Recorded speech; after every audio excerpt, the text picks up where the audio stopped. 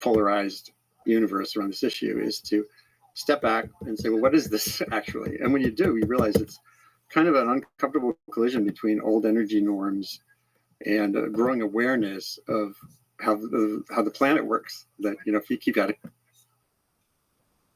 gases that are invisible, it's the bubbles in beer. If you keep adding, that's the atmosphere, because it accumulates, that will change everything. It is changing everything for thousands of years. It's already happening. What do you mean by bubbles in beer? CO2, carbon dioxide, the main greenhouse.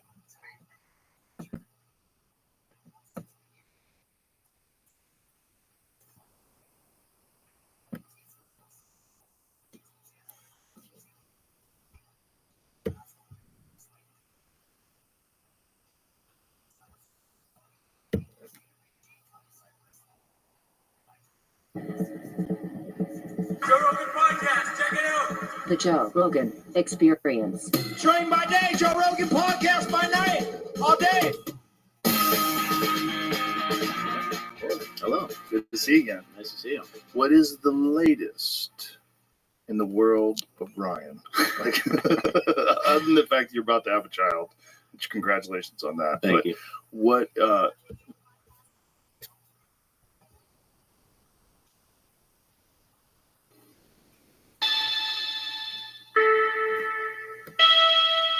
Hello, freak bitches.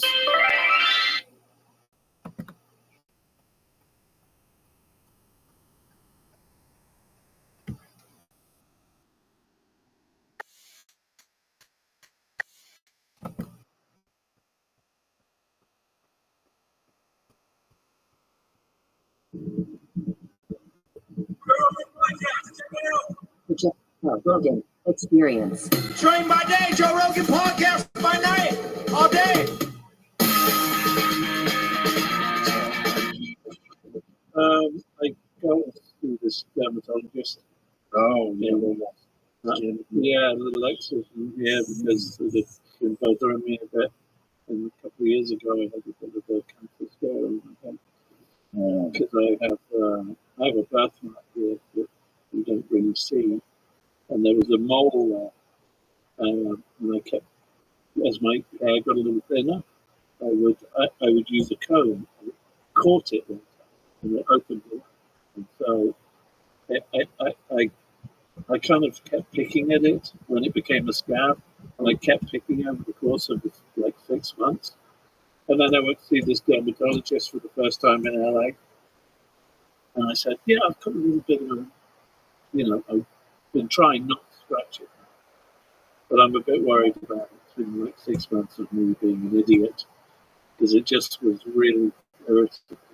And so she's cut it out, sent it off, and I was at a pretty serious meeting with a whole bunch of people, and she called me up at the end of it and said, "Listen, I'm sorry to tell you this, but it's cancerous. We've got to cut it out. You've got to get it."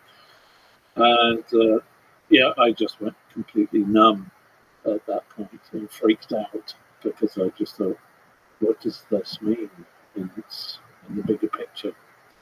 And I, a lot of friends have passed from cancer of various kinds over the years. And so it really did freak me out. Anyway, I got the all clear, cleaned out. And so just anything that just looks or feels a little old. There was something I've been scratching here a bit. Something here as well. So she just did a little cutting, and no doubt I'll hear from her in a few days when she gets the reports. That's scary, because you don't check. Yeah, but it was because of the birth. And the thinner hair, so brushing it with a comb, it caught it, and then it became itchy, and so I kept scratching it, pulling it off, like a kid, as you do. Anyway, I'm happy to be here in one piece for the moment. Yeah. I got one of those comprehensive blood panel screens for cancer recently, and then you need a lot for the results. What if I'm on my feet? I have them. Yeah, I have I go for a proper checkup twice a year, just on every front, just to make sure I'll be around. Because I like moving. I want to be around for a long time. That's good. For sure. Yeah, it's a weird thing because how old are you now? 61. Yeah, I'm 57, and we're getting up there, fella. I don't like to think about it. I don't. I'm completely in denial. Absolutely. I refuse, because I just remember seeing my uncles, on my mother's side, what they were like in their 50s alone. They'd be sitting there with a big belly in front of the TV with, a couple of packets of cigarettes and drinking tea or beer and watching the TV all day. And that was their life in their 50s and 60s until they had a heart attack and died. And I'm like, what are you doing? And I've just always been, not that I'm a health freak in any way, shape or form, but I certainly, my regime is try to eat as healthy as you can and do a bit of power walking a couple of times a week. That's good. And that does the trick for me. Nothing wrong with that. Walking is one of the best forms of exercise. Yeah. If you can get it in every day, you'll be much healthier than if you don't. Absolutely. That's not hard to do. No, it's not. Listen to a book on tape. Go for a stroll. Yeah, exactly. Yeah, it's great for the body. Yeah. You don't have to fucking kill yourself. No, and I've also, in my time, dealt with a fair amount of depression as well and anxiety. I get pretty anxious still. Even coming here today, I was a bit breathe. Yeah. So I went for a nice little power walk around whatever the lake is, neighborhood. The one with the back. Yeah. I had no idea. People come out? No, That's cool. I had no idea. Never even heard of it. It's really cool. The biggest black population in the world. Is that true? That's what they're saying. I think the biggest black population in the world is in Africa. I would believe. Or the Amazon. But yeah, I think it's a really large population, though, and it's cool to see. They Come out. That's what it looks like. Come out. Yeah, no, they claim there's signage down there. Oh, really? Oh, yeah, that says it's the biggest black population in the world. Maybe it's a specific kind of. I don't know. Is this at sunset that this happens? Yes. Yeah, right at nighttime. It's really cool. It's very fun to watch. And you hear them. If you go under the bridge, if you walk on, Yeah, it's like today. I can hear that. Yeah, you can hear them. Okay. They're just chilling. It's weird. But they're responsible for keeping the mosquito population down. Is that? Yeah, they do a great job. Those little suckers. Fantastic. Take care of the mosquitoes. Mosquitoes, I don't. What purpose do they have? Spreading horrible diseases. Yeah. And sucking That blood. and aubergines. Yeah. Aubergines. Well, they tried to develop a genetically modified mosquito that was going to attack the other mosquitoes. Yeah. But that's horribly dumb shit. I hear about that. I'm like, okay, and what happens then? Like, whenever you start monkeying around, Yeah. in that regard. So nothing came of it. I don't know what's been done with that. I don't know. It's like these people are doing these things, and it can affect all of us. And just read about it on the internet. And if it wasn't for the internet, you wouldn't even know they were doing it. Are you sure this is going to be okay in the long run? Like, what's the potential chances for mutations? Like, what happens if they carry a very unique disease that it's? Well, the scary thing is we have no idea what half these people are up to. No, we don't. COVID being an example. Yeah, perfect example. Did you see what happened in Australia yesterday? There was a laboratory that lost track of. I put it on Twitter. Lost track of like a bunch of different, like really serious diseases. Someone left the door open. Yeah. I went once. Me and my friend Duncan. We went once to the lab in Galveston, Texas. The Center for Disease Control, I believe, the organization has this enormous bio lab down in Galveston where they take care of like some of the most dangerous and deadly viruses in the world. So they have like this incredible filtration system, and everybody's wearing space suits, and they're walking, and we're in there like, what are you doing? Hundreds of vials of deadly viruses have gone missing from a laboratory, and scientists warn they could be weaponized. So what are 100 vials of hendavirus, 2 vials of hantavirus, 223 vials of lysovirus, all of which are extremely deadly for humans. And of course, I love it when the media says, something along the lines of at the end of that statement that could be weaponized. Yeah. So that's great. And all the freaks are going to go, but I'm fine with that stuff. Yeah. This episode is brought to you by the Farmer's Dog. Dogs are amazing. They're loyal. They're lovable. Like, just having Marshall around can make my day 10 times better. I'm sure you love your dog just as much, and you want to do your best to help them live longer, healthier, happier lives. And a healthy life for your dog starts with healthy food, just like it does for us. There's a reason having a balanced diet is so important. So how do you know if your dog's food is as healthy and as safe as it can be? Well, Farmer's Dog gives you that peace of mind by making fresh, real food developed by board-certified nutritionists to provide all the nutrients your dog needs. And their food is human grade, which means it's made to the same quality and safety standards as human food. Very few pet foods are made to this strict standard. And let's be clear, human grade food doesn't mean the food is fancy. It just means it's safe and healthy. It's simple, real food from people who care about what goes into your dog's body. The Farmer's Dog makes it easy to help your dog live a long, healthy life by sending you fresh food that's pre-portioned just for your dog's needs. Because every dog is different. And I'm not just talking about breeds. From their size to their personality to their health, every dog is unique. Plus, precise portions can help keep your dog at an ideal weight, which is one of the proven predictors of a long life. Look, no one, dog or human, should be eating highly processed foods for every meal. It doesn't matter how old your dog is. It's always a great time to start investing in their health and happiness. So try the Farmer's Dog today. You can get 50% off your first box of fresh, healthy food at thefarmersdog.com/Rogan. Plus, you get free shipping. Just go to thefarmersdog.com/Rogan. Tap the banner or visit this episode's page to learn more. Offer applicable for new customers only. Well, we got into this mess in the first place because, and this has now been confirmed, that they were working on these viruses in this laboratory and it got released. And that these viruses had been created through gain-of-function research. So these goofballs are down there working on viruses, making them more infectious to humans. And you could say, well, why are they doing that? Well, surely they're doing that so they can study them and they can cure them. They can make sure that we don't get sick. Is that the logic? That's the logic, but they didn't have a cure for it. Rabies. Oh, great. List of viruses responsible for rabies, which is arguably the deadliest encephalitic disease known. Prototype rabies, lysovirus, thought to be able to infect all terrestrial mammals. Yay!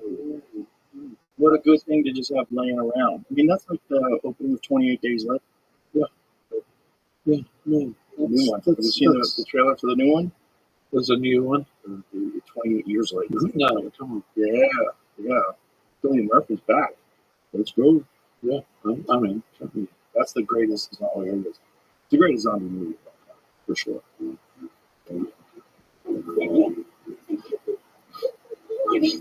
Keep quiet and do not move from the spot.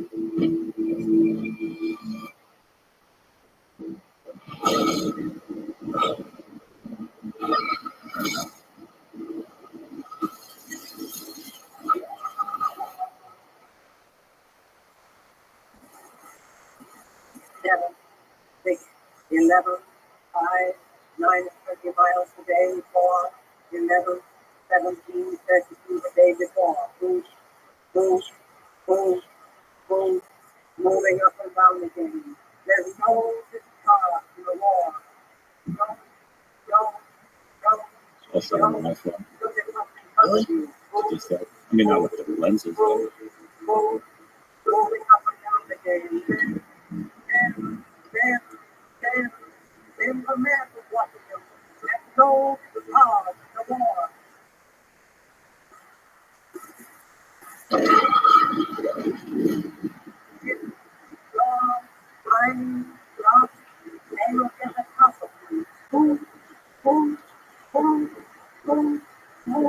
television, removed his car from the wall.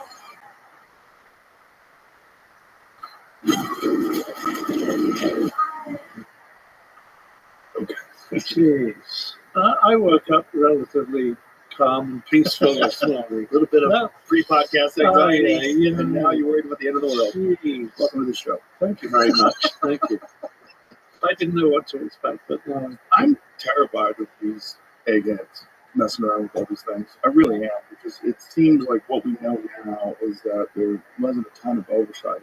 They sort of went with the NIH funds the Eco Health Alliance. The Eco Health Alliance funds the Wuhan lab, which has had many safety violations, including I think a year before the leak, and then it gets out, and then they all lie, and then they all trade emails back and forth where they're talking about the lie.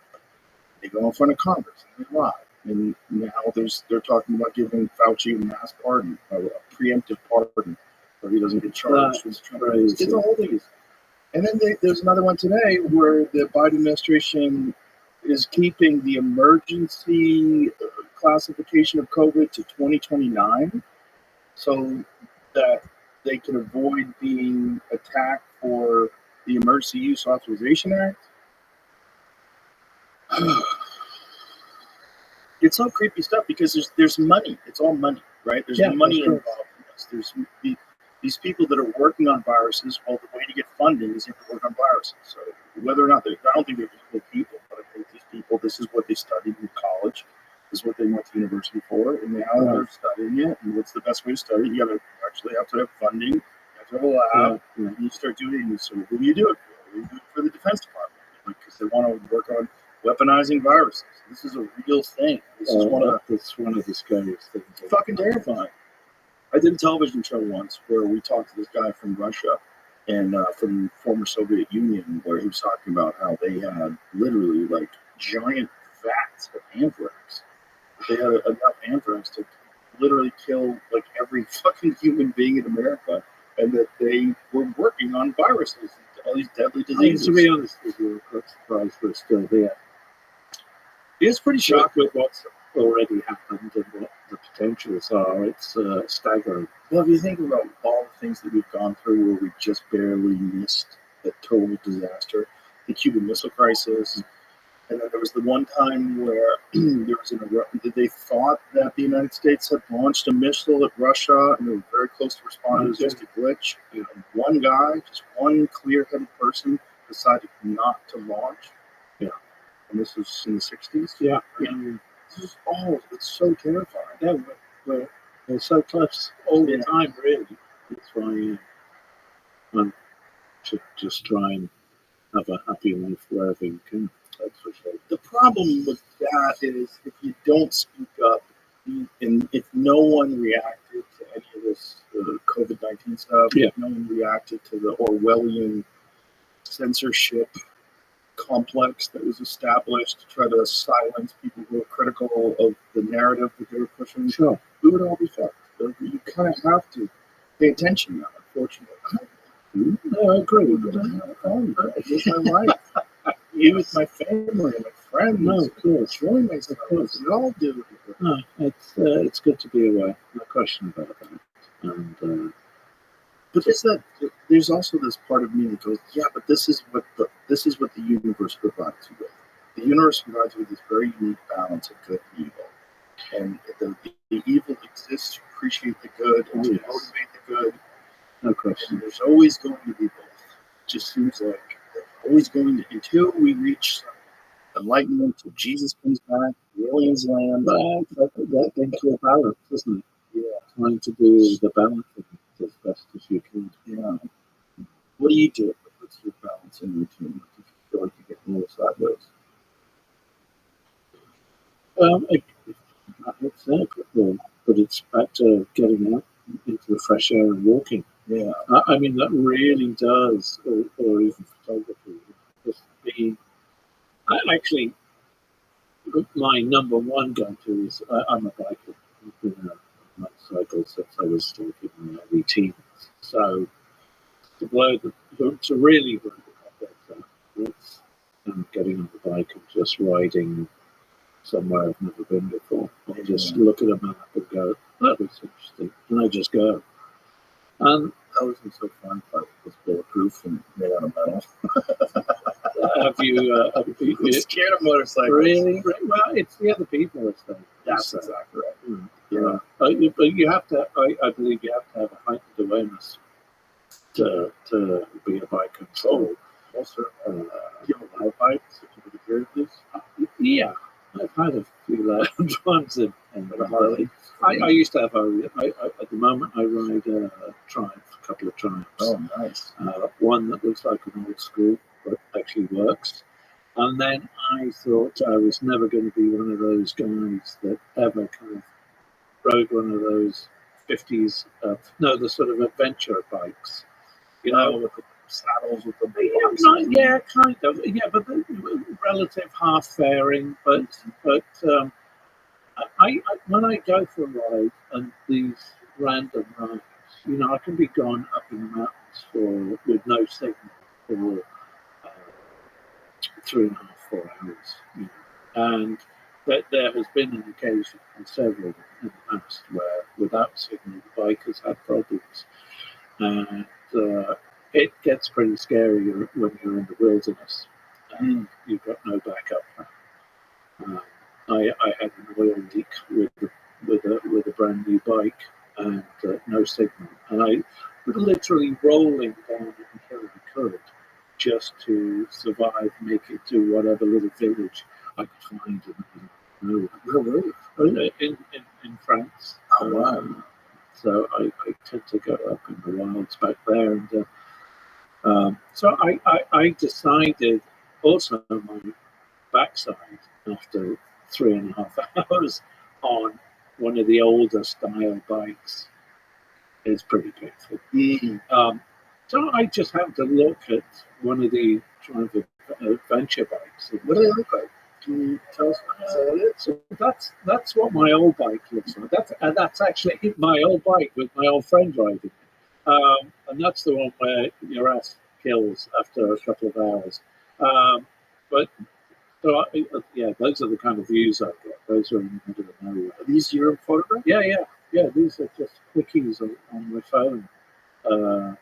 Just the places I find myself in the middle of nowhere. I mean, stunning places. They're not far from where I am on the coast. And they're kind of on the border with Italy. So it's pretty unique stuff. Where do you live? I officially live in Monaco. Oh, wow. I was just there. Yeah, I was there last summer. Yeah. Oh shit. Yeah. Okay. Well, It's really beautiful. It's not a bad place to It's a be. weird spot. It's a weird It's like, spot. what's going on here? Listen, Why is everybody stacked up in apartments? It's right here? very transient. Yeah. People come and go for whatever reason that they do, and I mean, most people like myself, we have this kind of summer house getaway, so you can go breathe on the weekends. Isn't it kind of a tax sheltery place too? Oh, very much so. No. A lot of real rich folks go there to Yeah, for sure. their For cash. sure. But there's a few new places around the world that offer that kind of possibility. Oh, really? Where else? Well, Dubai's offering certain incentives now. Portugal, certain incentives. Yeah, Dubai has like no income tax. I've never been there personally. Exactly. I think it is. I'm not 100% sure. But I have a friend who just moved to Dubai. He's American and he's a filmmaker, and he says, "I feel so safe." yeah, that's one element of There's it. no problem. As long as you're not doing He said you anything could leave a bad. Rolex on the ground and Oh, yeah. someone pick it up and turn it to the place. Yeah, I'm sure. UAE does not levy income tax on the individual. However, it levies a 5% value-added tax on the purchase of goods. That's pretty reasonable. Yeah. Levied at each stage of the supply chain and ultimately borne to the end consumer. Wow. Fairly reasonable. Yeah. So, although I it's never expired so far. No. Anyway. No. There's a lot of like I- wild restrictions. Oh yeah, and I like a bit of character with where I am. Yeah. And, one of the pleasures I find is number one, I'm a biker, so I get to ride around a lot. I'm not really a beach guy. After 20 minutes, I start twitching. I need to do something. It's true. But I'm also a foodie as well. Mm. So it goes half an hour away from Italy. And there's actually a big crossover in the restaurants with French and Italian food. Oh, wow. And then you have places like the island of Corsica, which is French. Now, it's been through the mill a few times. It was a Michelin point. It's Italian at one point. It's, I think the other nations too. But I could see it from where I was. You can actually see the outline of Corsica from the south of France and from Monaco and certain locations. And I'd seen it for 25, 30 years. It'd never been. And a couple of years ago, I decided with a friend to hop in. I've got a little mini convertible, and that's my little run around. And decided to get the ferry, which is about 6 hours across, and drive, with no bookings, no nothing, and just see if there was a hotel available. And drove around the whole island in 10 days. And it was one of the most magical places I've ever been to. It's like 10 countries on one island. The scenery is mind-blowing. And the south of it is very much like the Caribbean, crystal clear, turquoise blue waters. But the food, again, is this combination of the best of Italian, the best of French, just the freshest of the freshest of the fresh. And I've only been down there about 2 or 3 times because this was only a few years ago, and I couldn't believe that. And here's the other thing. Okay, the ferry is 6 hours, but you can get what they call a vomit comet. It's like a very short flight, and you can be there in the south of Corsica from Nice in 45 minutes, and it's a different world. It's an entirely stunning, gorgeous, different world with, again, scenery unlike I've ever seen before. And for such a small island, which is, yeah, oh yeah, I mean, it's just insanely beautiful, and that's fantastic. They're renowned for being. They can be a bit of a toughness. In what way? If they don't like you, you piss them off. Is my French? They'll blow up your house. I mean, there was a report a couple of years ago that this guy's house that he was causing some trouble and they didn't want him around. He blew up his house. So someone that's serious. Well, I guess if you live in a small place like that, that's really amazing. You're probably very protective of someone coming from your room. They're exactly like that. I mean, if you don't respect them, I get that. Yeah. Well, whenever people say, like, if you go to France, they're very rude. I get it. I've gone to France. I didn't think they were rude, but I get how there's some Americans, like, hopping right off the cruise ship that are just fat and stupid. There's just, I think if you're not prepared to be warm and friendly on the approach and treat them with the respect that they deserve in their own country. Treat like you're a visitor. Yeah. You're thankful to be don't there. order them around. Yes. Don't tell them what to do. And even though, they think it's quite funny that you try and speak their language. I mean, I can understand French pretty well, and Italian and a few other things, but God help me if I try to speak it, because they don't laugh at you, but they'll speak back to you in English, Right. It's, that's the wonderful thing about it. but at least make the effort, is what I'm saying. Sure. Show them you're trying. Yeah. And say merci. Say They that. just thank you alone, Yeah. Well, don't just order them around, which I've seen many people do. It's a bit shocking. Grazie mille. Say a few things. Yeah. Just let us know that you're trying. Yeah. Absolutely. I go to Italy. I try to go to Italy every year. My family, we go there every year. I love it. It's just so. Where do you head? My favorite place is Ravello. Where is Ravello's on the Amalfi Coast. Okay. It's just so beautiful. But I've liked Rome too. It's a little touristy. The problem with Rome is it's overcrowded and there's a lot of touristy shit going Yeah, on. Rome is not my favourite. The reason why it's so appealing to me is because actually my first stepfather was Italian, Roberto Bassani, and he was very Italian, and he was the black sheep of the family. He was the naughty boy. He was more like an older brother to me, married to my after John, and his family were involved in hotels and restaurants from also London in the heyday of Italian restaurants, which was like the 70s. And so they had a few small hotels in different areas.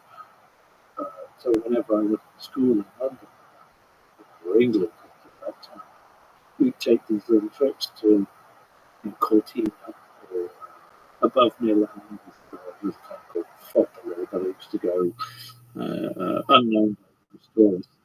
Locally, we go skiing in the Pesaro, which was on the east coast for summer holidays. So, I spent a lot of time there growing up from the age of 5, 6, 7 to for about 3 or 4 years. But we stayed in touch.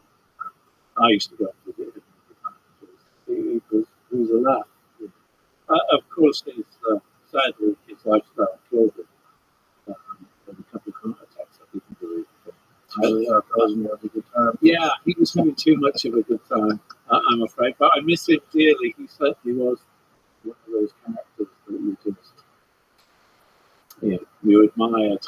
When I go to Italy, it feels like almost immediately you have like a decrease in blood pressure. Yes. Like almost immediately. Oh, yeah. It's like the vibe of the people and the way they live. It's just relax. They can be a bit stressed sometimes, though, with the shouting at each other. Yeah, but even then, it doesn't seem like shouting, like American shouting leads to violence. Yes, this is true. I hear American shouting like it's fuck out of Yeah. I hear Italian shouting like, what happened? Did someone in the kitchen fuck up? Like, what happened? What went wrong? Yeah, I mean, I don't want to sound pompous, but it does sound pompous. That, if I have friends come over from the States or anything, I'll say, do you fancy it? Get to Italian tonight. And we'll get in the car and we'll be on the freeway or the motorway over there. And I get the taxi. Where the F are we going? I'm going, okay. And there's a little town about an hour away from Monaco. Tiny little medieval town called, actually can't give it away, where I'll just go and get the best spaghetti vongole on the planet, made by a grandmother who's in the kitchen, 10 by 10 at the best of times, with all, and it's down on the water, and it's just, it's Italy for me. If you're not in the mountains, if you're both at its best, and they all get dressed up at sunset, and they all love to walk the promenade, in their finest attire, and sit there and watch the world go by and drink their coffee. Yeah. Because I lived in LA for 8 years. I went back. The story of me going back actually was that I flew back to London to see a premiere of a film called Backbeat about the early movement. I didn't know anything about it, but I had an invite, so I went to see it. And I met this guy who said, who's a wine producer, and he said, have you been to Monaco? Never even thought about it. And he said, do you like Grand Prix? I said, not really a Grand Prix kind of guy. He said, well, listen, if you've got nothing to do this weekend after this sort of film, the premiere, why don't you come down? I've got an apartment, I've got an extra room, I know the town inside out. I was thinking to go back to LA and be done with it. And so I literally went down the next day. And he just showed me around. We went to this very famous restaurant, a famous corner called the Rothschild Corner in Grand Prix Circuit. And it's literally where we all having a prawn cocktail. There's a car coming at you at about 180 miles an hour with just a chicken wire fence in front of your face. You're going, How far away? I mean, directly in front of you. I mean, the car could be, is it right here? Yeah, that's not the Raskas car, that's the Lowe's car. Raskas corner is very, very famously spot. There it is, yeah, that's it. So you'd be behind the chicken wire fence. This is a kind of modern version of it. But that's even more protection than it used to have. And you'd have a bit of lunch there and stay with, and that was the hot spot in Monaco for years and years. There were three brothers that owned it, real troublemakers. And it was a blast. But so you had to go, so I went, all right, I'm into this. And so I spent the summer down. And I used to have a little bungalow on El Holland in Coldwater. And I had a caretaker there because I had a dog at the time. And I just said, hi, Tim, pack it up, sell the house, and not coming back. And I didn't go back. Did you take your dog? The dog actually died before. Yeah, so it was getting. But yes, Okay. yeah, that was good. Yeah, I just put everything in storage. I rented this kind of what could be seen as a Miami Vice kind of apartment on the 30th floor. It just had marble and a mirrored wall with no furniture, and so I bought a couch off of the floor of a store called Habitat, because it would take something like 6 weeks to order everything. So I bought a couch, I bought TV, even though there was no English TV back then. This is 13 years ago. And just had a trunk to put the TV on. Occasionally you get movies. And a mattress on the floor, and I left that mattress. It just was really stupid. Did you enjoy it? Did you enjoy it? I had two. I've had two. Well, I've had three major, four. Spanish Inquisition. Four major incidents. I mean, London back in the day. I used to party and enjoy it. And then I moved to New York for a few years early in my career. But I almost tried to go. Started there with the partying that went on in the clubs back in the heyday then. It was Celebrity Sex Central with the likes of the Limelight with Alice Cooper and a few other fruitcakes. And then I really did feel like I was, I could have done it. Yeah, easily. I was bored and I enjoyed it too. And then I went out to LA, and a friend of mine had a convertible, and we just drove across Mulholland down to Malibu, and this is good. What the hell am I doing? So I moved to LA. I packed up and moved.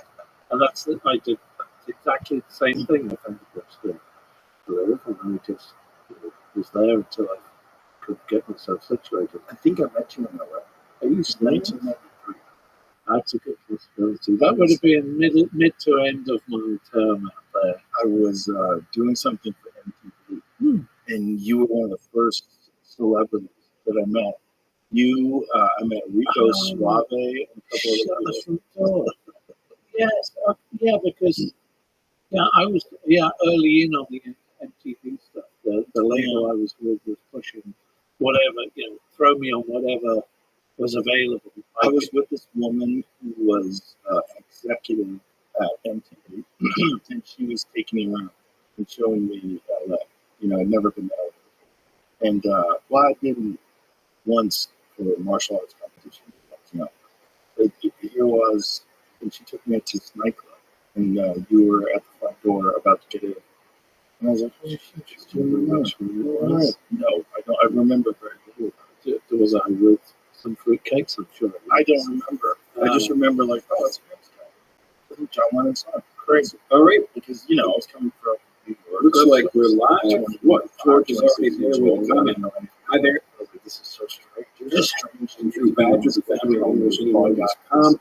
Welcome to another You just kind of like, It should be so it's like, yeah, that's what everybody does. They go out to like clubs. It's just, Yeah, the scary thing about LA was that we thought it was all over by 2 o'clock, because they literally pull your drinks at 1:30. But then they go to someone's house, right. and they continue till dawn. So that was dangerous too. So I was happy that I got away from that. Fortunately, I avoided all of that. You're lucky. Yeah. I mean, there was some fun to be had, no question about it, but a lot of it was kind of dark. Yes, sure. Well, that's when you start adding cocaine to human beings, you get darkness. All right. And a lot of jugglings too. They go hand in hand. Yes. Yeah, I avoided all that, luckily. When I moved to LA, I'm one of those people that like, You were out there. that How long were you out there? I guess 30. Well, no, not quite 30 years. 26 years. Because I've been here before. Right. Yeah. Most of my life, the most I've ever lived. But I only went. Welcome. I'm here. Very small. So I was dragged to it. Yeah. The last one I was dragged to was Naomi Campbell's birthday party. I'm sure that was. It was a thing. It was with Dave Chappelle. So Dave and I were at the comedy store, and Dave knows it. Yes. Like, hey man, there's a party up in the hills. You want to go? And I was like, I want to. Yeah. He's like, come on, man, I want to go alone. Like, perfect. So me and Dave, we drove all the way up. It was like a scene in a movie. Yeah. Because like here is me and my super famous friend. We're in my Porsche. We're in my race car with GT3. So we're driving up in the hills, and then we have to stop at this place, and then you have to get on a shuttle, and then you get to the house, and then you get on an elevator, an outside elevator that takes you from the main house to the party house. So they have a party house on the top of this hill. So we're up in this elevator with the Nemore, which is weird as it is. Yeah. I'm like, hi, it's fucking weird. Hi, famous lady. Yeah. And then we get to the top of this hill, and it's just everybody famous. It's Lenny Kravitz and all these different people. Yeah. And so Naomi Campbell, there's a photograph of her on the side of the hill that's literally 50 feet tall. This enormous naked photograph of her. Of course, because it's her birthday. Well, of course. She's unbelievably beautiful still with gold shoes. I don't know how she'll hold shoes, but she looks sensational. So we get to the top of this place. We're hanging out. It's very weird. And Dave pulls me aside. Man, I wouldn't want to be this famous. I go, hey man, you're the most famous motherfucker here. He goes, really? Oh yeah. Because we're a little hot. He goes, really? I go, 100%. You're the most famous person in the show. We're just laughing. Like, this is so crazy. And then we got out of there and went right back to the comedy store. Yeah. It's just too strange. The scenes are pretty weird. That's for sure. Well, it's also these celebrities. They can't hang out with regular people. I think they feel too weird. So I think they try to get together. Yeah. And so we were in like That's absolutely spot on. a vampire den Yes. of famous people. You are absolutely spot on. They called it he said it was like an eyes wide shut party.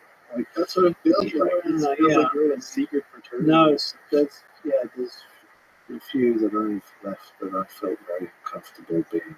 Like what? I couldn't tell you exactly where I went, but certainly some weird ones up in the hillside. Certainly this doesn't feel. There's something about the act of going up into the hills. You're going to. One of the things was the fact that, now you've got Ubers all around. But, back in my day, there was no taxis around either. So you get trapped. Oh. And then you figure out, might as well have another drink.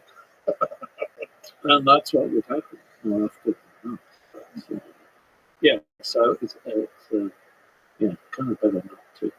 definitely better not to, but maybe go a couple times. Yeah, So you go realize and check it out. Yeah, don't go wanna do go that. and see what that's all about. Yeah, Yeah.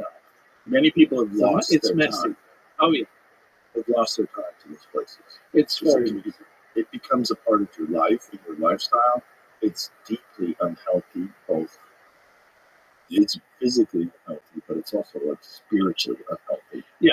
It's a weird way to spend your time. been there, done that. Thank you very much. You look fine. You get Yeah. through it. No, I did. I did get through. But don't you think it's good to just know, though? Oh yeah. Yeah, not the way to do No, it. I think if you don't know, you can't. You can't talk about it. You can't understand Right. that weird journey that you go through. Yeah. I think you have to do certain things sometimes just to realize what it's all about.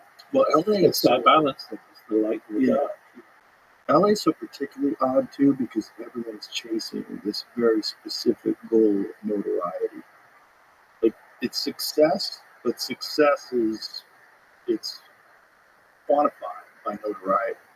Like the more famous you are, the more popular, the bigger your song Even is. now, all you've got to have is a bloody iPhone, Yeah. or whatever, TikTok, Yeah. an account, and that's Yeah. it. Very strong. Yeah, really, really hard. Yeah. I can't quite get to grips with all of that, to be honest with you. I don't think anybody can. And I think it's essentially being captured by a form of technology that has leveraged our desire for this attention, our desire for this notoriety. But And it's also being known for nothing. Right. Yeah, that's the scary thing. Yes. And having this element of what seems to be the latest generation of this privilege, right, right, where they believe that everything is owed to them. right. Entitled, yeah. And I find that shocking. Well, that comes along with the quest, right? If the quest is just notoriety, like if you're an artist and you happen to get famous because everybody loves your music or loves your photography or loves your books or whatever it is, that's a different sort of a relationship because people love you for what you've made, what you've produced. Yeah, there's a purpose. Yeah, and I love people like that because I'm fascinated by people that are able to create things that resonate with everybody or resonate with an enormous amount of people. It's fascinating to be around them and to kind of just, I know a lot of famous people and I know some of them are just fantastic people. They're really interesting people. Yeah. Well, you have very interesting people on your show, that's for sure. I mean, that's what intrigued me from, Professor Brian Cox, who I'm an absolute fan of. He's amazing. Such a nice guy. Lovely guy, mind-blowing.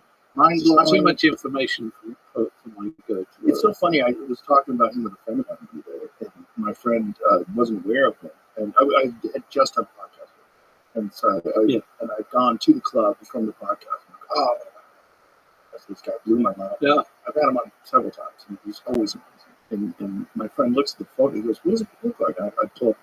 He's like, "Is that guy in a fucking band or something?" I go, "Yeah, he was in a band." He's like, "No way! He's in a successful band. Yeah. He's an actual brilliant scientist who was in a successful band." Yeah, mind-boggling. I mean, doesn't come because he looks like a rock star. He does. He's not changed his look since the beginning. And he's such a great science communicator. Well, that's the thing. See, I love science, but I get lost in it sometimes. But he is probably the closest I'll ever get to really trying to have an insight into what it's all about. As best as he can describe it. He's really good at explaining to people that don't have the proper understanding of all the terminology and all the ways they discover it. He can lay it out for the layperson. Yeah, which is why he's so fascinating, which is why everybody should know him. Yeah, his show is wonderful too. Have you ever seen the show? They did a live. No, I have not. Enormous screens, and they show you history of the universe and stellar history and this wild stuff. Yeah, really incredible stuff. Yeah, fantastic. Yeah, fantastic stuff. Yeah, I've been very fortunate in that way that I've had the chance to talk to so many extraordinary people, and it's great. But it makes talking to boring people almost painful. Like you're just holding your breath. Well, I don't know which category I'm in. You're not in the boring kind. No, right. Well, I think we all can be, I guess, at some stage. But Well, just the fact that you're willing to do what you've done is to take these trips and just move to a place. I think that's great.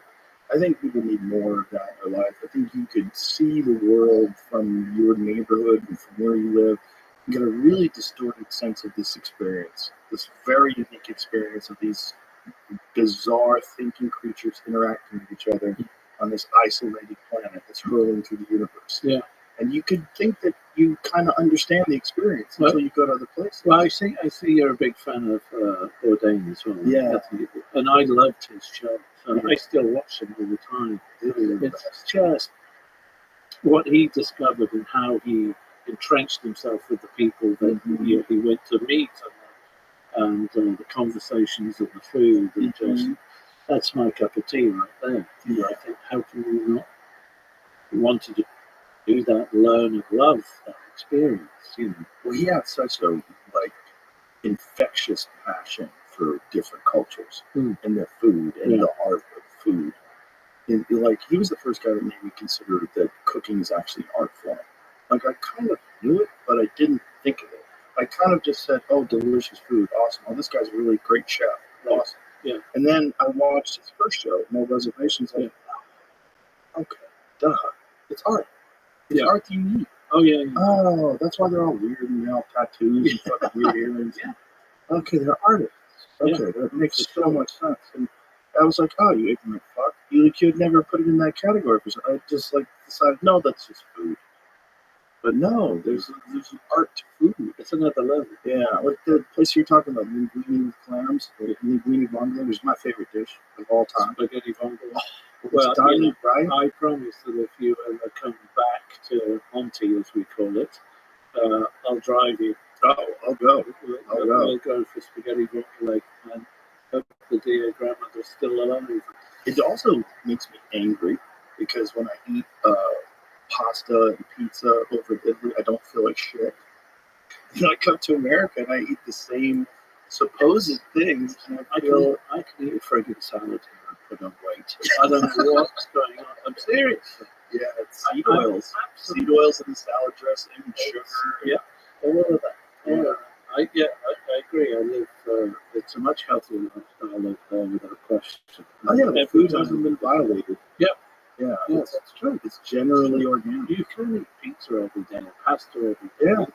And also, I think the other real big thing here is portion control as well. Yeah, we're gluttons. I mean, you can have one plate full of food here and serve 4 people in Europe. Yeah. Literally. Oh yeah, that's a fact. I think I was poor when I was young, and I think because of that, I'm even more of a glutton because I just want more food. I want all the food. Yeah. And then I work out a lot, so I'm always hungry. Yeah. So then I have a really that's a different thing. But yeah, I mean, the only thing that keeps me fat is my exercise routine and discipline. Yeah. If I was just getting in it, I'd be 500 pounds. Yeah, for sure. I just love food. Yeah. It's it's especially when you go to a different culture. If you go to somewhere like we go to Thailand and eat authentic Thai food in Thailand, it's like, man, there's something special. It's great when you've got friends who have that same appreciation that while you're eating lunch, you're talking about dinner. Yeah, yeah. That's how excited you are about food. And it's also, it just realigns your priorities. Like, what really are you trying to get out of life? You're trying to get out of life memorable experiences with people you care about. Those are like the best moments of life. No question about it. Yeah. Yeah, I long for that. Because also I go on these very long working time periods, and I don't get to see a lot of friends quite often. Mm-hmm. And so I really try and work out, look at my schedule these days. I'm taking some time out here for a couple of days. I want to see my friends. I want to say hello. I want to share some time and stories, food with them. So it's become a key thing to have that included in running around like a headless chicken all the time. Is that what inspired your photography? Because this book is really excellent. Your photography is great. Thank you. It's a dear friend Timothy White, who's a celebrity photographer, and he'd done my second and third album, and we were doing a charity single called Lucy, which was about Lucy Voden, who was the Lucy in the Sky with Diamonds that I grew up with, who died from lupus. And then I became the lupus, the ambassador for the Lupus Foundation of America. We were doing a single to raise money called Lucy, and we were doing with another great artist called Jill Scott Cook. We were doing a photo shoot, and he'd sent me some pictures, and I started screwing around with his pictures. And he said to me, "And you actually don't do that with another photographer's work." He said, "What the fuck are you doing with my pictures?" He said, "Where did you learn how to do this?" I said, "Well, I didn't. I just, I'm intuitively inspired to play around with stuff.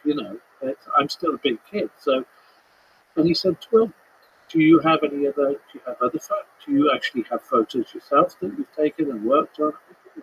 It's bobs, but nothing. So he and I sat down to look through all the photos I made, and I think there was maybe 1,000 at that time, which is much at all, and now over 120,000 photos. Mind-boggling. That's why this was difficult. But so he said, "Jules, why don't you do something with this stuff?" And I said, "What am I going to do?" And he said, "Listen, you should do an exhibition. We've got some really beautiful things here." And I said, "Listen, I'll do it if you mentor me through the whole process," which he did. And I was probably more petrified at the first exhibition that I did, which was in New York at the old CBGB's, which turned into the Morrison Hotel Gallery. And that was in 2010, I think. And I was more petrified for the 3 days leading up to that than I was ever going on stage.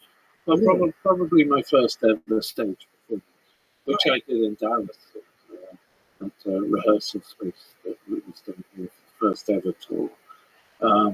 Again, the anxiety, it's the unknown. I don't know what, the worry of what people are going to think, because, not just being you, but John Lennon's son, being the second John, so to speak, was always an issue for me. It's feeling like you have to doubly prove yourself.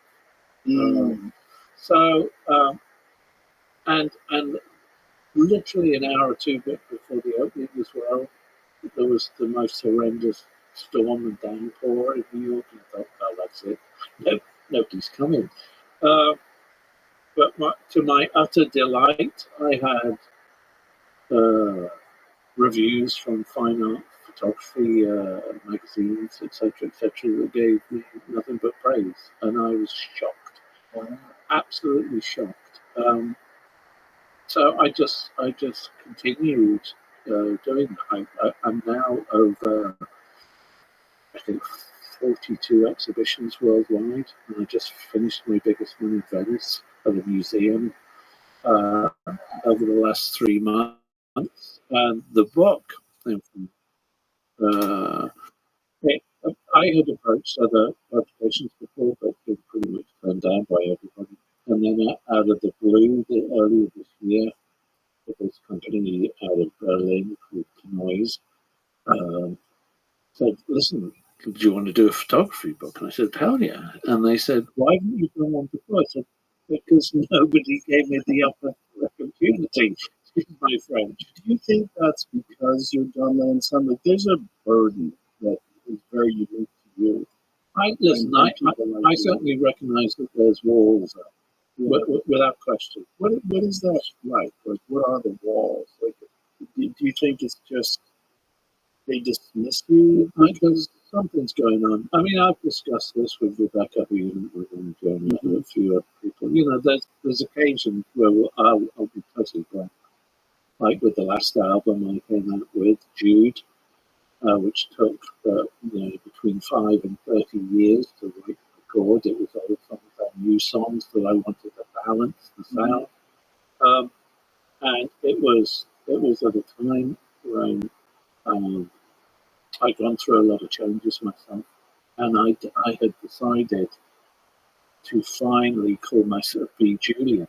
I've been John Charles Julian Lennon all my life, but everybody had always known me as Julian. Even mum and dad called me Julian. So I'm like, you know what? I want to be me finally. So by deed poll in 2020, I said, right, I'm going to be Julian, and the album's going to be called Jude. And the reason I called it Jude was it was finally not only an acceptance, but actually, what's the terminology? That's I'm actually taking ownership, should I say, of the name Jude, and what that represented for all these years to other people and to me. Right. So anyway, I that was the album was a biggie. Calling the album Jude for starters, inciting, right? Hopefully positive things. But the weird thing was, I did. I put this whole band together, and I wanted to, as a starter, to go on all the TV shows that I'd always wanted to appear on. For instance, in England, like Jules Holland. Later with Jules Holland, which is the only live music show that I've watched all my life. There's Graham Norton, which and I've done their radio shows, which is really, really weird. And we got on like a house on fire and that all went down well. And I was going to see you on the real show, producers Tony Gunn, and and same with a lot of the late night American shit, but just didn't. They weren't interested. And I had I'd done the name change. I'd been away for 10 years. I called the album Jude. There was a lot to talk about. And a great deal more than I'm presenting right now. But anyway, I was turned down, and that still happens to me. Which saddens me, because just when you feel like you want to open up, and answer any question you can throw at me, I've not been allowed to. That's what it's felt like. That I've not been allowed to speak my piece, whatever that is. Well, on whatever subject. It's weird. It's like the gatekeeper aspect of it is weird, but it's also weird. But why not? Like, what would be the hesitance? It's the idea of the son of a great man. There's this weird. We have a dismissal, and I'm very guilty of it myself. Yeah. The son of a great man. I'm assuming that that's fine. Yeah. So the burden's too high. Yeah. Well, and I think with a lot of people, they don't want anybody to interfere with that. How dare son come along and leave and try and be better in any way, shape, or form, or be as good as, or whatever. Yeah, you're immediately dismissed. Which is why, to a certain degree, photography really appeals to me. Number one, because the reality is I prefer it behind the camera. I don't mind being a goofball once in a while, doing in front of the camera things, but I'm not really comfortable there. But behind the camera, traveling is what I have a foundation called the White Feather Foundation, and we try to help people all over the world. And it started. I know that you have interest in indigenous cultures, and I don't know if you know the backstory to the White Feather Foundation. I don't. Okay, so here we go. Okay. I was on tour with probably my most, at least outside of America, most well-known song. It was a #1 and top 10 in countries all over the world except for America. And it was called Saltwater. And Saltwater is about environmental and humanitarian issues. And I was #1 in Australia. I was doing all kinds of shows. I was doing promo and tour as well. And I found myself in Adelaide. And I got this call from the hotel management saying, excuse me, Mr. Ryan, but there's an Aboriginal tribe down here with TV crews who want to say hi. And I thought it was like an on-the-road prank. I said, yeah, sure. Why would they be coming to see me? You know. And they called back and they said, no, this is serious. Can you come down, please? And so, TV crews, Aboriginal tribe, what's this about? And so I kind of get dolled up a little bit because I don't know what the TV shows are or cameras are. Yeah, I go down. And in the lobby, there's a little platform and about 30 people.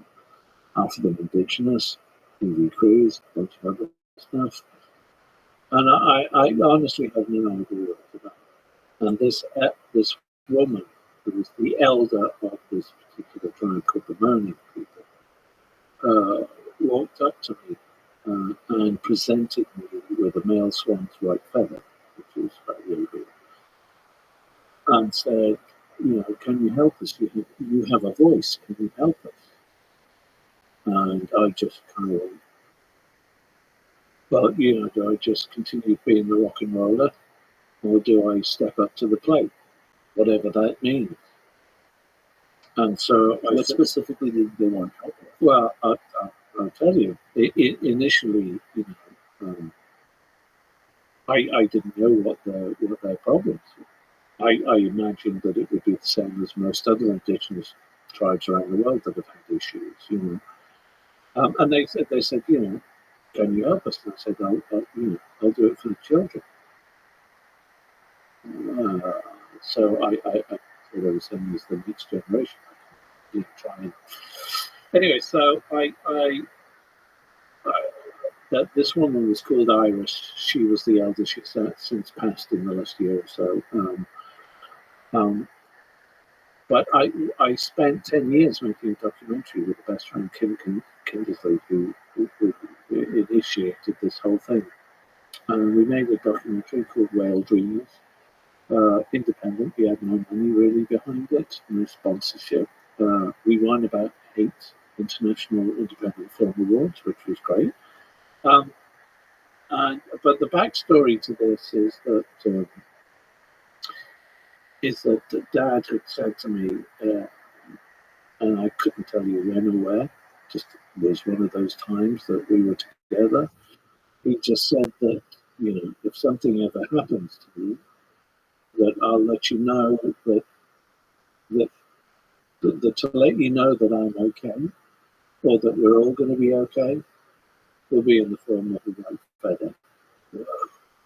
So when that woman presented me with a white feather, so the goosebumps came on heavy. I get them now every time. I'm getting. So yeah, there she is. There's Iris, and there's Donna, who's with the other guys. That is so great. I still have that, but I still have that in the original envelope that she gave it to me. And it's it's in a very special place at home. You can talk all about coincidence. Oh no, listen. That for me, I'm sorry. That was undeniable, regardless of where my faith or spirituality or religion was. For me, that was this is real. This is as real as it gets. It's funny because people love to dismiss these things, like oh gosh, it's just coincidence. Oh, it could have been a variety of different things. But the reality is, mathematically, like what are the odds?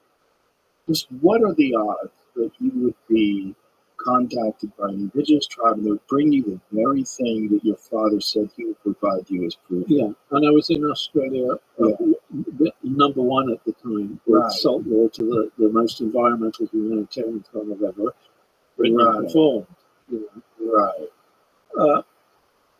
So I said, yeah, I'll do what I can to make the film, and then with the advent of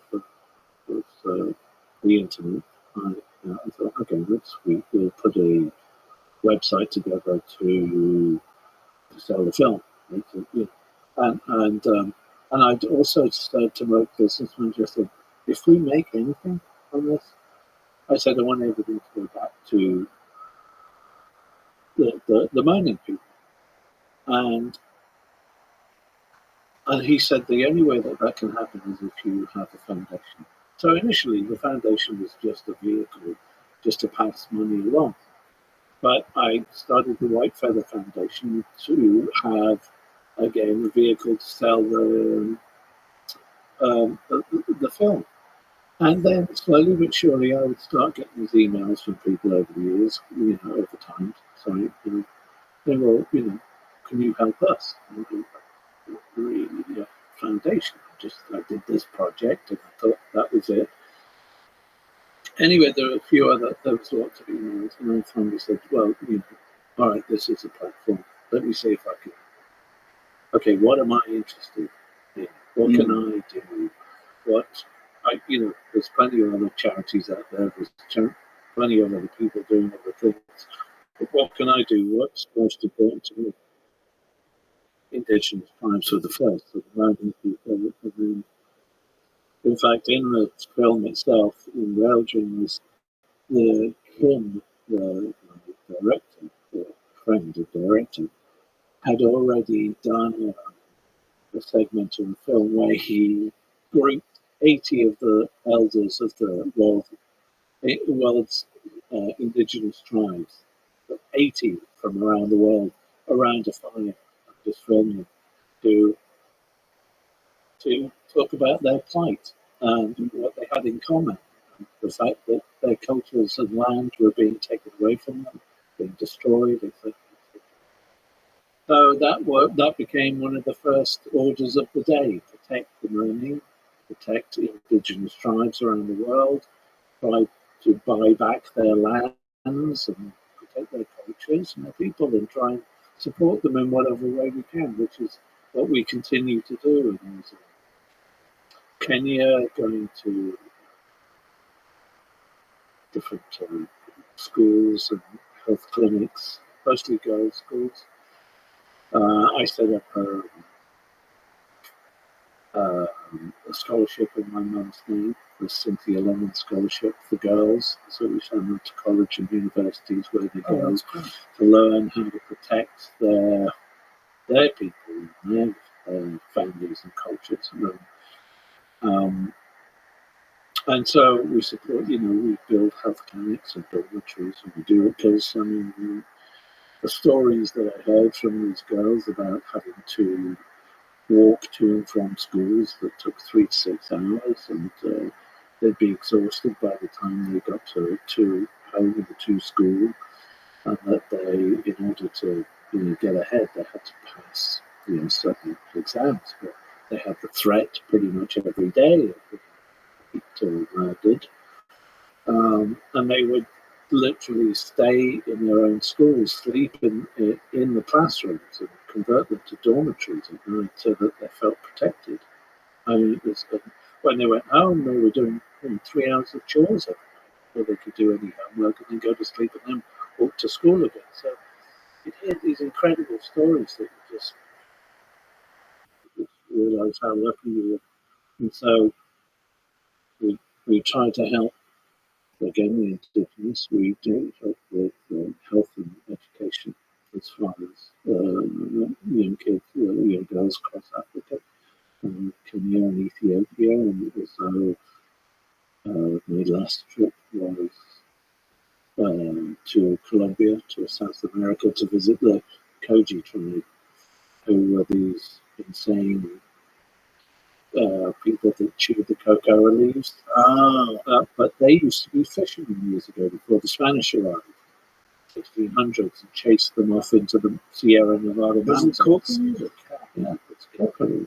Cocoa. Yeah, they chew it and mix it with spit. And they're all off their heads really, but they still have this beautiful culture. And I was only there for a few days, and we were up in the mountains with them. And there's another group, there's an NGO, another group called the Amazon Conservation Team, who the Rothschild Foundation worked with. And we went down there and was able to buy back some of their land. We did a couple of ceremonies with them, which were very, very beautiful. But one of the most, probably one of the happiest moments of my life, I've only mentioned this once or twice, was that we came back down from the mountains and we came to the sea where we were staying in huts, and the Koji tribe came down with us and it lit a fire on the beach. Sun was just going down, and there was no phones, no computers, no nothing, and we were just sitting on the beach. And the fire's between myself and the Koji tribe. And the sun's just going down, the waves are right floating. It's just very beautiful. Nobody on the beach, all beautiful beaten up tree trunks that have washed up on the shore, just a little haze from the water, the sand being blown. And there was a peace that I can't explain. I looked over at them and through the fire, the flames of the fire, and we just smiled. There was no word. It was just some level of peace that had been found, just living in that moment, that present moment. And then the sun going down, and then because there's no street lights or anything else around, you saw every star that's possible. Mm-hmm. And so with that transition, hanging out with one of the oldest tribes in South America, with the fire, with the sea, with the sky, the stars, I can't even describe it. It was one of the most loving and most peaceful moments of my entire life. The simplicity of it. It was actually the simplicity of it all, and just the human heart and the appreciation for the world that we live in. Like, well, that's partly why I do what I do, even with the photography, is capturing those moments, those once in a lifetime moments. And the other thing is that how I started doing photography, when I was on the road, we do these real long haul flights, to America or to Asia or wherever. And back in the day, you only had one movie on the projector. That was it.